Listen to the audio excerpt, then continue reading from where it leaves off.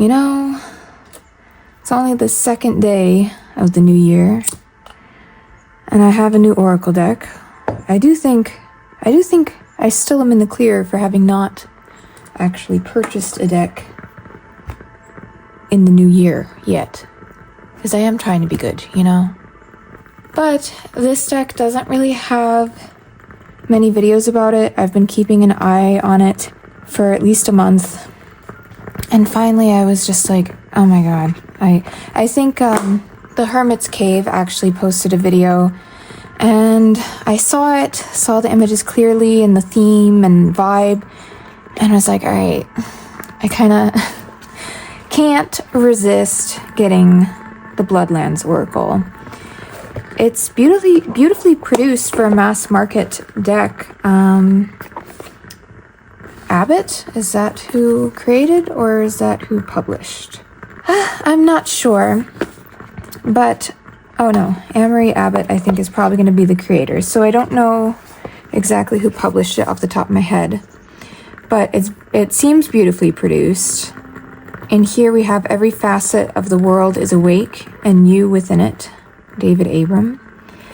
The reason I wanted to get this deck is because, given that Artemis is sort of patron deity for me, I felt this lined up pretty darn well, working with her energy. I just was super curious, and I like the black and white grainy artwork that I was seeing.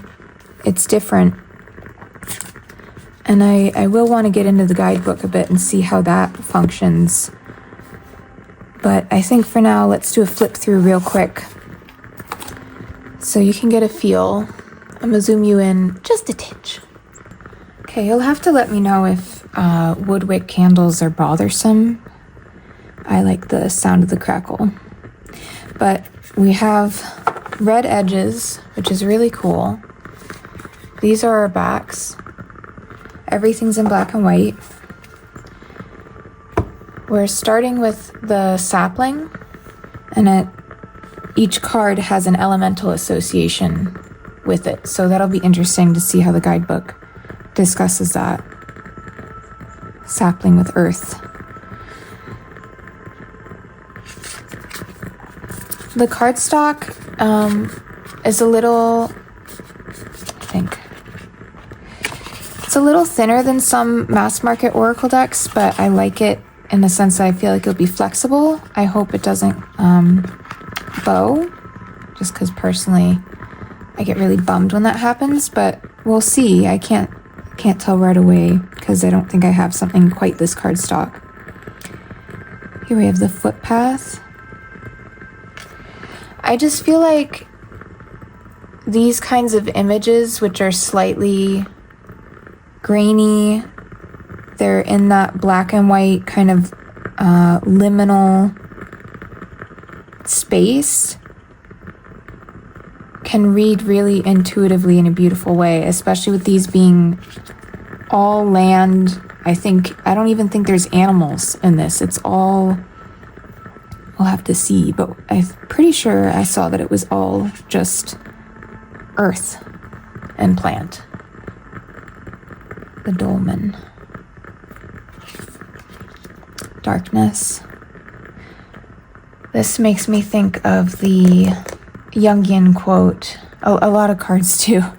This one fits with a bunch of different cards, both in tarot and oracle decks, but this depth corresponds to a potential height and the blackest darkness to the hidden light, because you're seeing stars, and it's from this perspective of being kind of almost as if you were laying in the grass and looking up into the sky at night, catching glimpses.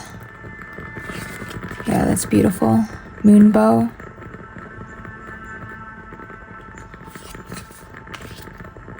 Distant range. The cascade. The old bridge. Familiar crossings. Interesting. The cloud veil. Can't quite see what's up at the top. Can't quite see what's in between you and getting to the getting to the journey.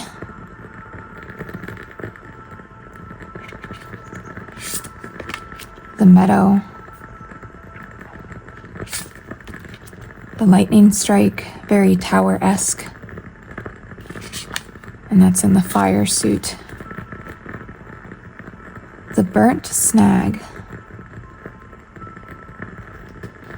I might start pulling a few of these out that I'm like particularly interested in to read about, because that would be fun.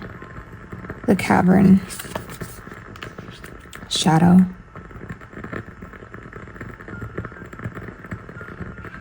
It's giving me like moon energy, seeing this kind of in moonlight, right? The Alpine Lake.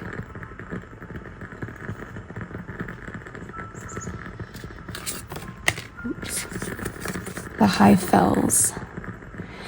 I feel like especially if you are into nature, into landscape, into working with land, maybe even traveling and visiting national parks, or just interested in that kind of stuff, you would be able to intuitively hook into this.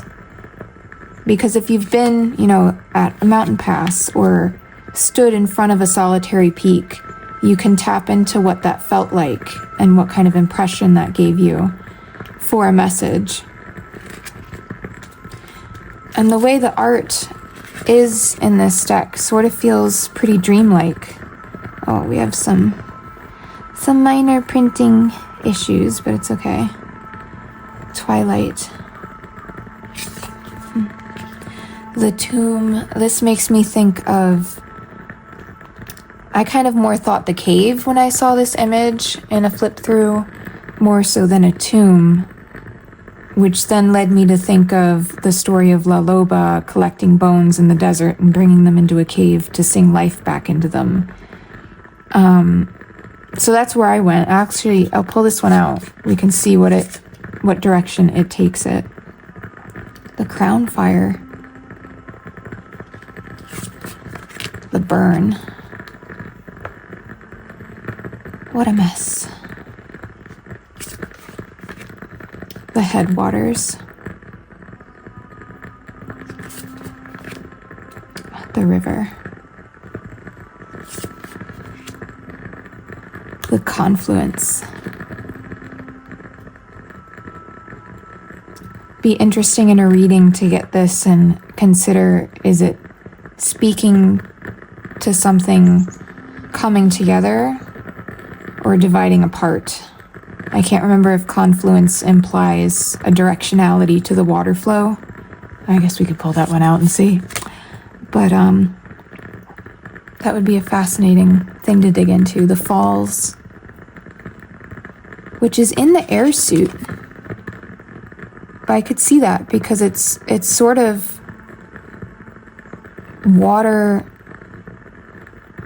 transcending air. Like it requires the flight of water for something like this, the falls, and the impression that makes for water to be falling from such great heights is what makes this an impactful scene to come upon, right?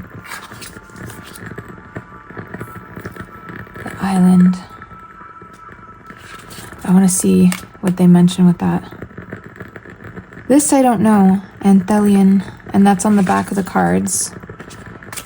Was I always facing them down? Yeah. Sorry, I probably should have kept them upright so you got a chance to look at images twice. Stone circle. The erratic. That's really interesting. I could have seen that being balance. So I wonder what that's about. But if I pull any more cards out. The gateway. The way that this is done, even though, it's just black and white, the textural quality and the perspective, it gives you that feeling of, man, I just want to get to that point and see what's on the other side of that gateway. There's a curiosity, also like a magnetic pull to want to see, right? realized my camera was tilting a bit. Not the best setup, working with what we got. Eruption. Man, you can feel that.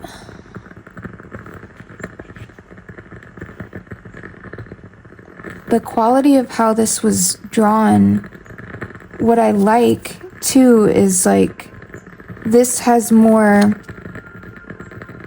almost patiently, diligently sketched in texture, and this you can feel almost like it was more aggressive, more energy, more chaos.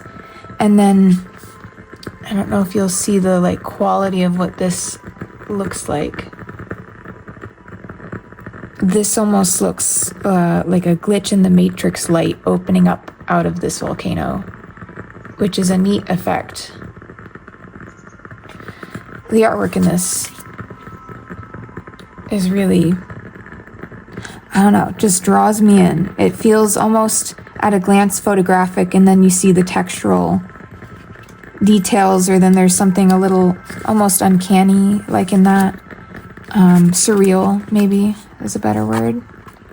The scree. Oof, yeah, that's difficult to get down and navigate, huh? That's a challenge. That requires patience. Being careful. And a bit of luck, too. The crossroads. I like how this, in terms of a crossroads, it's a very aerial perspective. It's a very taking stock perspective, and then we're in the element of air with this, which checks out. It's like an eagle view of the crossroads, rather than where it could have been like first person, like standing in the road perspective of crossroads. It's interesting that this angle was chosen, you know? That's fun to play with. Radiance. Neat. Naturally, that's fire. The chasm. Man. I could almost hear that.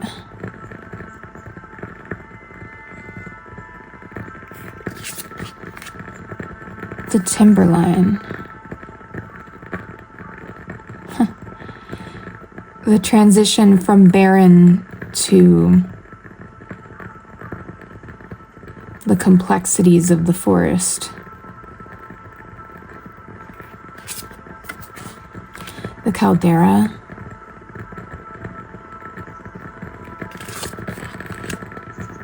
The glacier.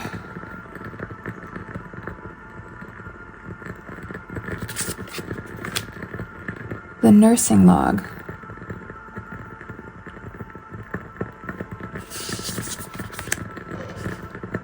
The hollow.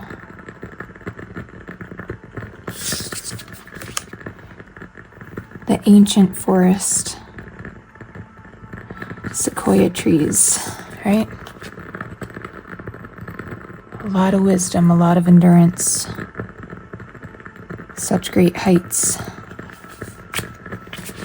Okay, so that's like a look through the cards. Let me, I don't think I can pop both in the screen at the same time, and I want you to be able to see the book. Oh, this camera, this tripod is just trying to cause trouble. Okay, so let's dig in to the book a little bit. It has a nice kind of soft cover situation.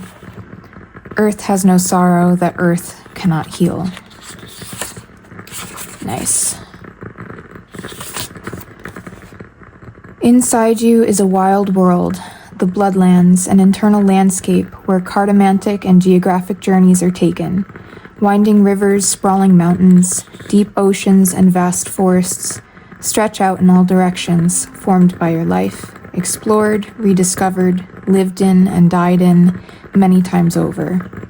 Sometimes you've felt lost, bewildered, thunderstruck, entombed, or at a precipice in your life. Sometimes you've reached an apex, been a refuge, or found a place to rest.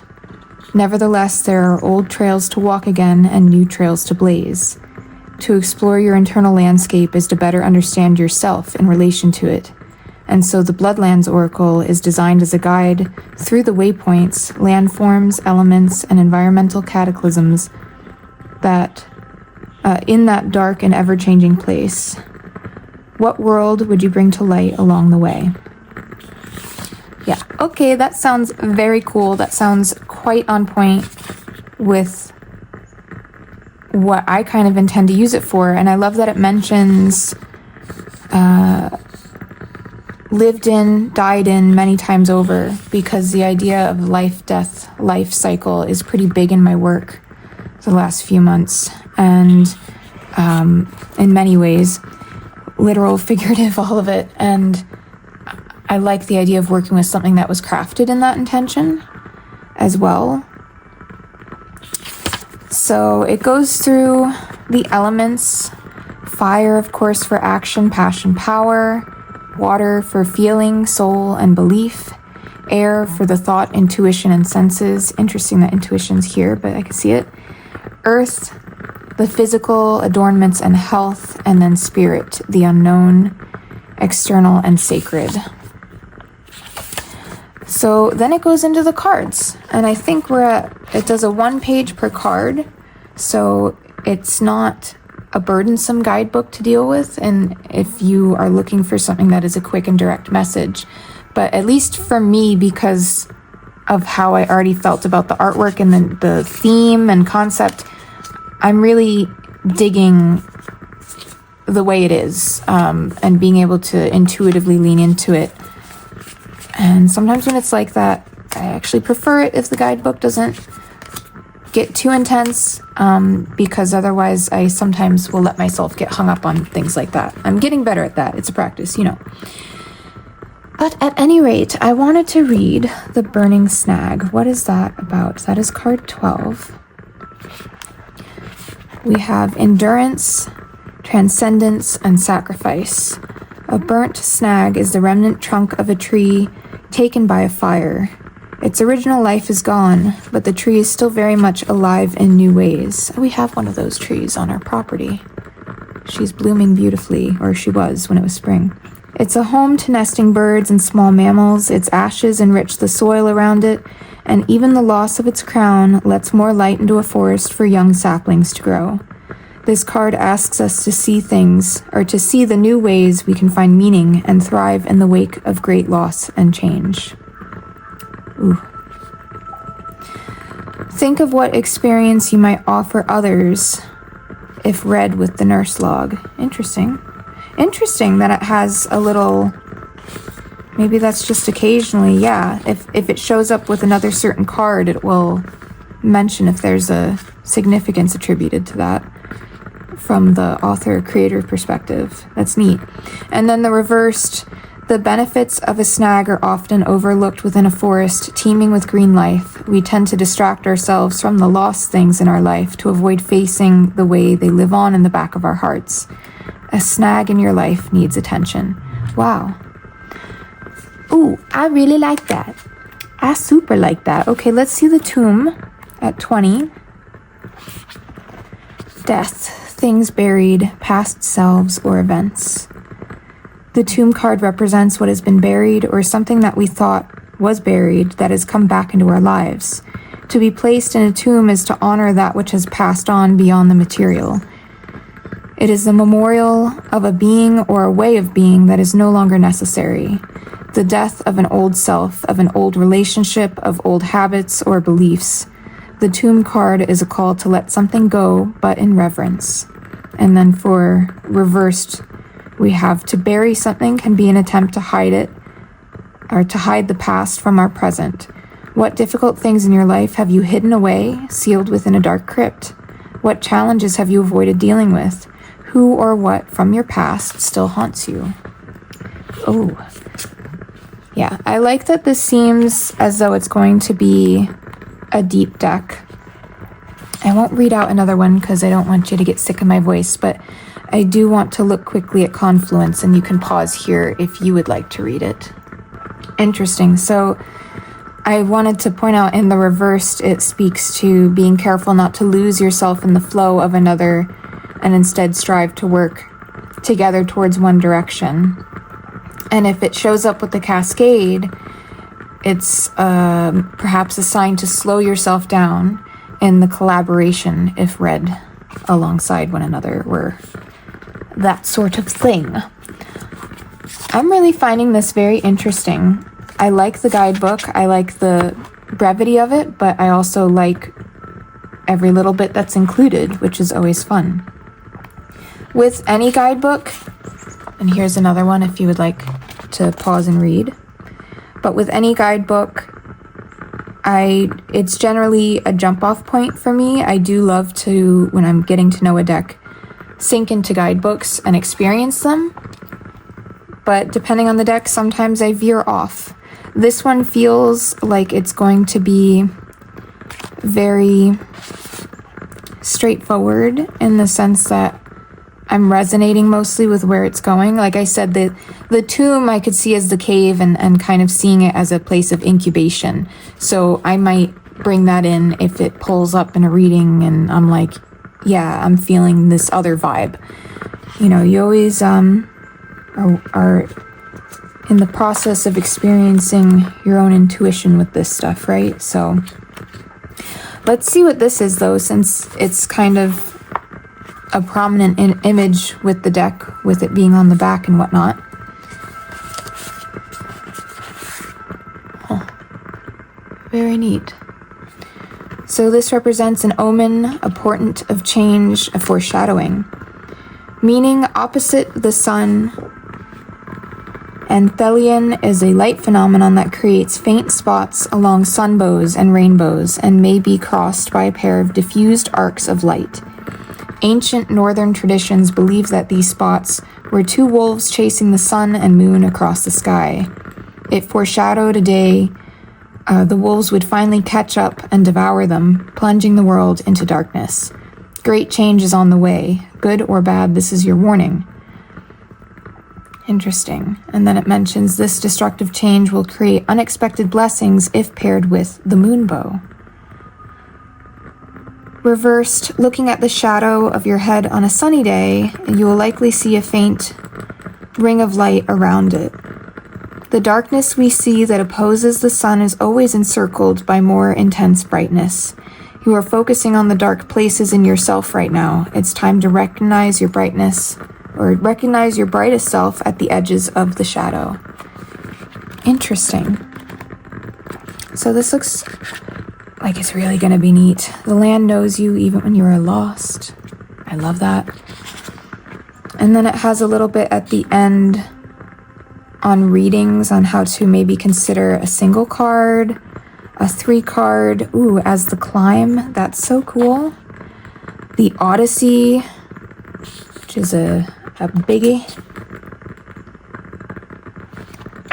This is a very neat book and a very neat deck, and I'm very excited and glad that I got it, even though I probably shouldn't have. Let's see shuffle-wise what we're working with, and then I might grab a couple decks to pair with. Of course, one of them is going to be Tarot of the Huntress.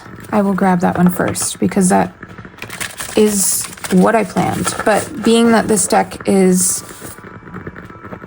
black and white and in the style that it is, I really feel like it's going to work pretty happily with many different types of artworks and whatnot. I have a lot of decks that are very nature heavy, so it'll probably happily pair with many things in my collection, which was just another rationality as to why I got it. Okay, look, I'm trying here, but I couldn't stop thinking about this deck, and I sat on it for quite a while.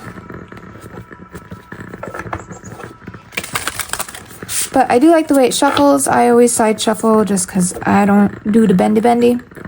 I'm not sure. This might have been from the band that was around it. I think there was a band around it. But generally, you know, the red matte edges are good. I don't know if something is going on here, but this is not entirely perfectly flush, I will say. But it pretty much is this way, which is fine for me. As long as I can shuffle this way, I'm happy. Okay. Ooh.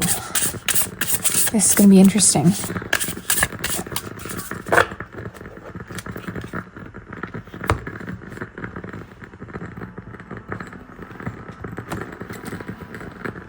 Okay. Ooh. So we start with Tarot of the Huntress.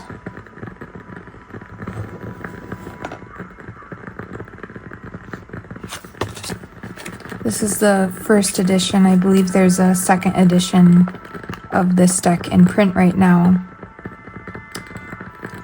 But this was my main intention to work with these together, because if I'm working with Artemis at this point, I'm using this deck. And that's pretty often still, so this will be interesting. King of Air, the Cavern, and the Moon. And we have this being an air elemental card. 8 of Fire, Stone Circle, 10 of Earth. Interesting.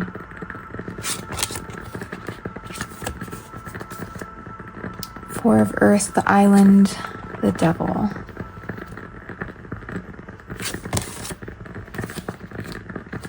Yeah, so I think these will pair really well together. I'm going to be interested to see how they actually converse when pulled, in a way that is actually for a reading. I'm seeing interesting things as it is now. It's not striking me as intensely as I sometimes am struckest. But we have Ace of Fire, the Crown Fire, 5 of Earth. Okay, I'm a bit shook. I can see that being a pretty profound reading. This one I don't exactly know what it means, the erratic. The 9 of Earth and the Ace of Earth surrounding it.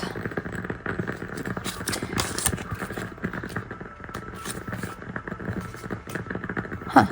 3 of Earth, the Dolmen, which kind of has a 3 of Earth situation look in there, and Nymph of Air.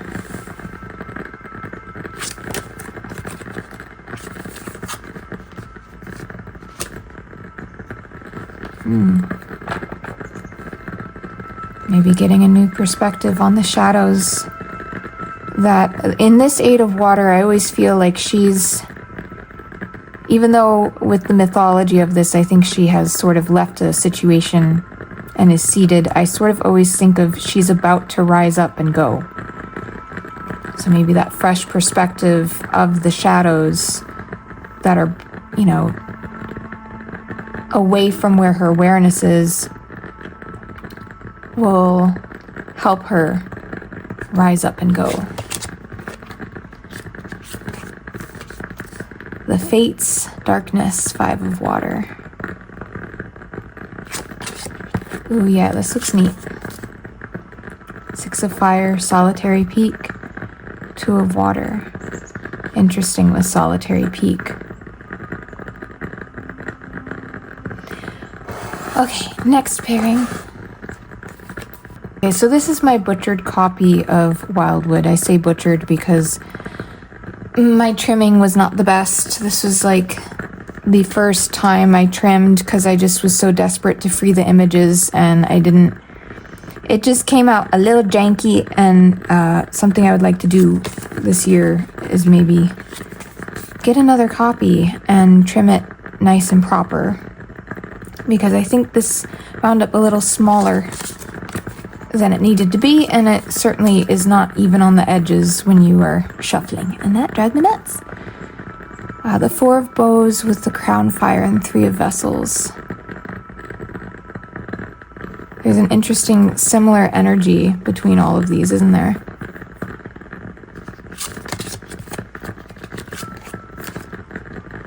Six of Bows, the Glacier, Ten of Vessels.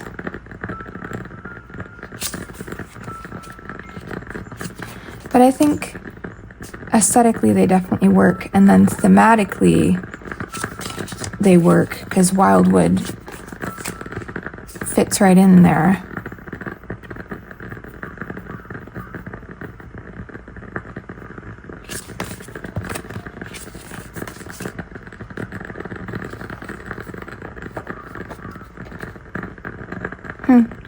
Four of Vessels, Boredom, the Confluence, the Forest Lovers.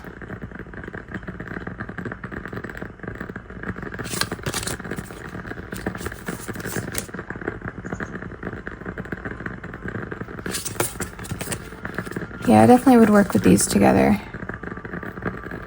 See how that kind of plays out.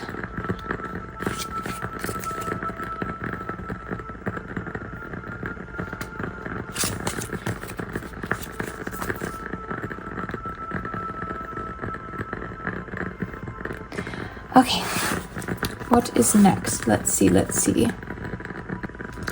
So the Witch Sister also came to mind with this.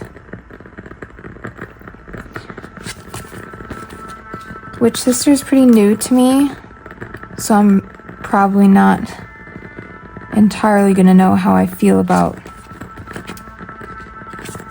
how the spread reads, just glancing at them like this with a little bit of playtime, but like right off the bat, I really like them.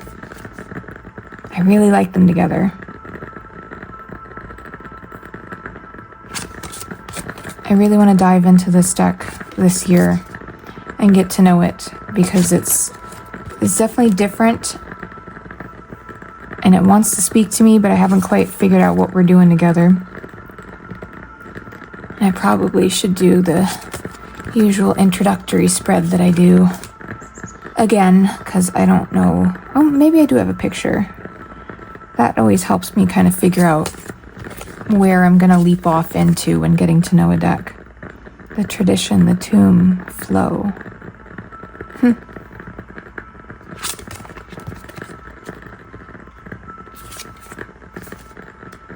Witch of Skies, the Burn, Elf Stroke.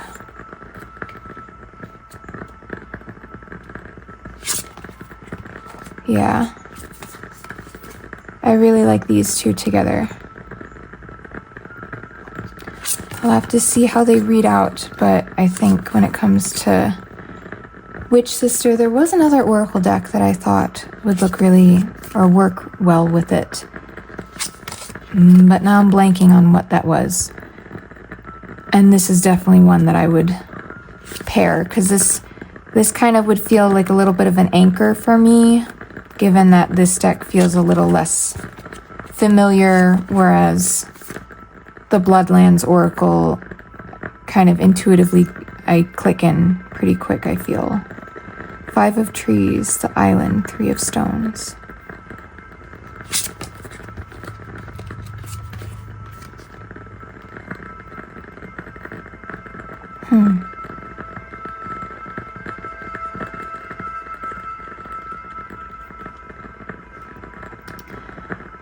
I love how she's kind of looking in this direction with the 8 of Waters and that Selkie imagery. And then the Maid of Trees seems to be very present with herself, almost like a groundedness even in the storm, like she is the mountain in a way. She has the mountain within her. And maybe she needs to remember that. Neat. Yeah, this one I feel kind of inspired with for some reason. The most, so maybe I'll dive in this way first. I really thought it was going to be the Huntress Tarot, but you know, that's why I do these little testy things where I just flip through and see who's vibing, because then I figure things out. Wow, beautiful.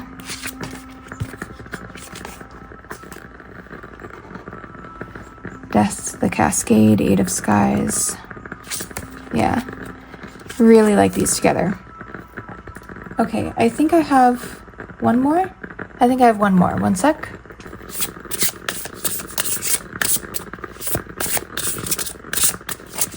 Okay, Heartwood. Let's give it a go. Because that also came to mind. That these would vibe. 5 of Wands with the Hollow and 8 of Pentacles. Strength, Crossroads, Ace of Wands.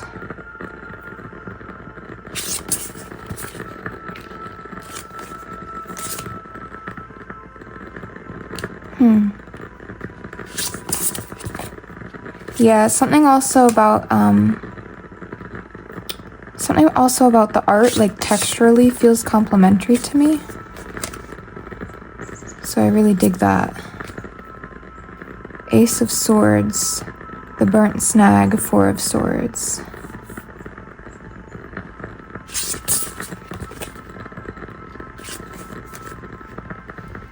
Six of Swords, the Dolmen, 5 of Cups. Yeah, I like these together as well. 3 of Wands, the Crown Fire. Huh. And the Emperor. I like that. I don't know what Crown Fire is, but when it shows up, it seems to be like in relation to... It feels positive, like it makes me think Crown Chakra on fire in a good way. Type of a thing. Even though, in the realm of a forest, this has definitely a downside to it. 8 of Wands, Nurse Log, 8 of Swords.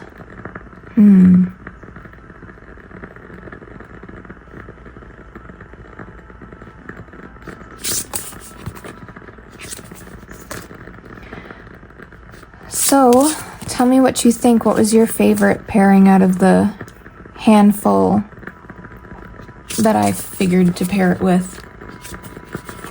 I'm like really tempted to use it as a gateway to get into Witch Sister. Whenever it is that deck and I are to work with each other. Because it feels sort of like a not yet thing. Even though I want to dive in. But the other thing is I really want to edge it.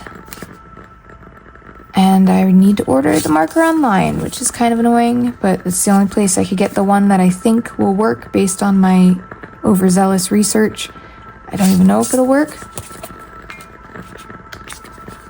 And if I'm going to buy one marker, then it's like, well, I might as well get a few, because I'm not just going to ship one marker from the art store. So, I don't know.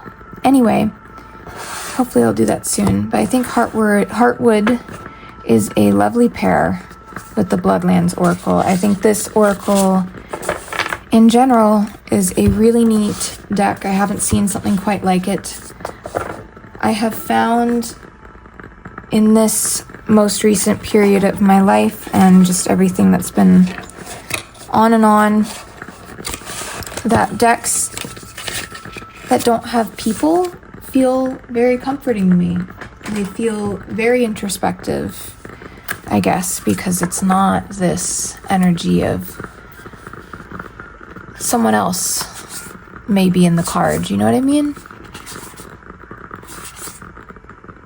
So I really like this. Oh, wait. One more pairing that I absolutely have to check out.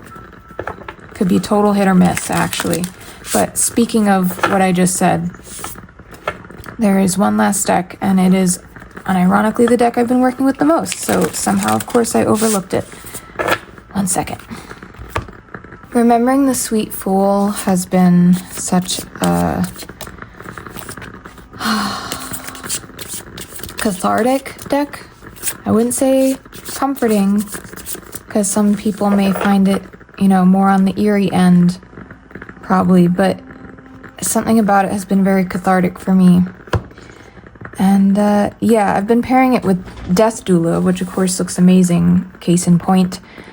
But I think this could totally be a vibe as well. Let's see. 2 of Hills, the Cavern, Ace of Hills. Neat. The Hermit, the Cloud Veil, Daughter of Hills. Also neat. Four of Sticks, Confluence, the Magician. Oh, I like that. Could be celebrating the joining of something to manifest something, to make something, a vision happen in this world. Something grander comes into existence. Hierophant, the Scree, King of Hills. Yeah, I like that too. Death, the Tomb, Three of Hills. Perhaps putting things to rest in a transition is a team effort in this situation.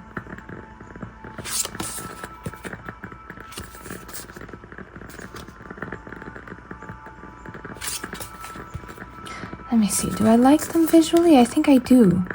They're doing a little something something together visually that I like.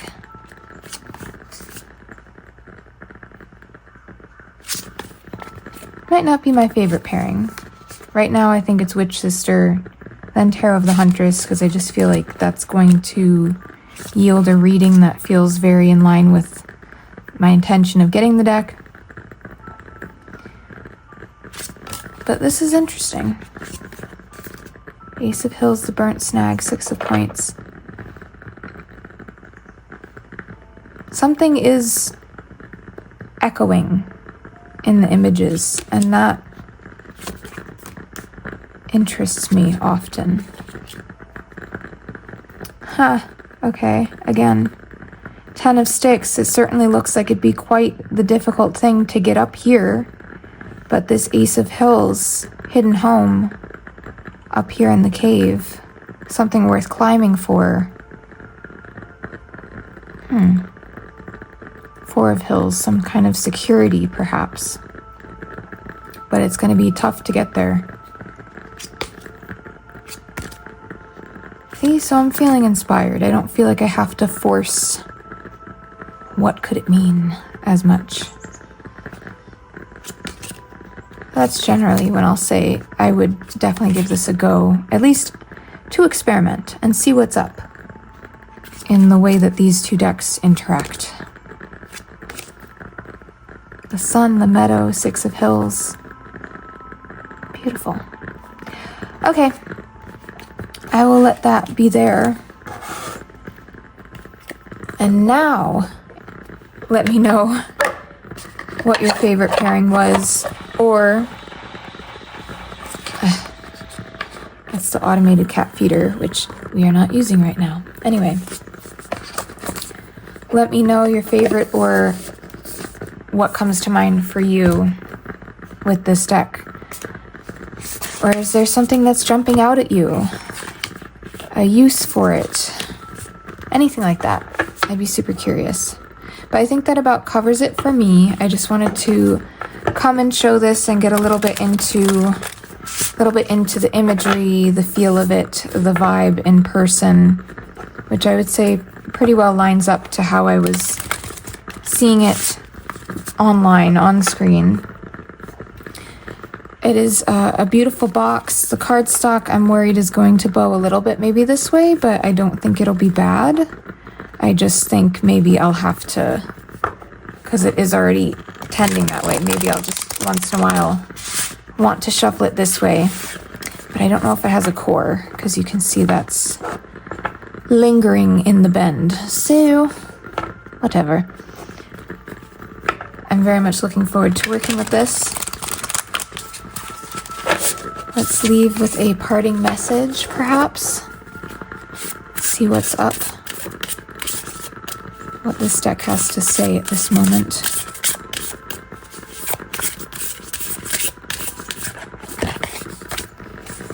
The Headwaters. See, now that one I will have to look up. Youth, innocence, excitement for new things, early stages. Headwaters card reminds us that all things start small, but in that smallness is the potential for all things. Even the mightiest river begins as a trickling spring in the mountains. Trust that no matter how small an idea or plan in your life may be, it has the potential to become something great. It's time to focus on small beginnings of something new in your life. Well, interesting, because I am in the midst of all that New Year's intention setting, New Year's, new moon. So that's cool. Maybe you are too. May this be a blessing for our year ahead, because it needs it. And have a lovely day, evening, afternoon, or whatever it is, wherever you are. And I'll catch you in the next video.